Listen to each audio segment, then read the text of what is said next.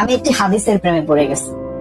হাদিসটা হচ্ছে ঠিক এমন যে যখন বান্দা একটি ঘরে কান্না শুরু করে এবং তখন আল্লাহর ফেরেশতারা বলে যে আল্লাহ তোমার এই বান্দাটা কি জন্য কষ্ট পাচ্ছে, এবং ফেরেশতারা আল্লাহর কাছে কান্নাকাটি করে বলে যে তার মনের ব্যথাকে তুমি আল্লাহ কমিয়ে দাও। তখন আল্লাহ তাআলা বলেন যে আমার বান্দা এমন কোনো কিছুর মায়া পড়েছিল বা ভালোবেসেছিল যা আমার চাইতে সে বেশি ওই জিনিসটার প্রতি ভালোবেসে ফেলেছিল।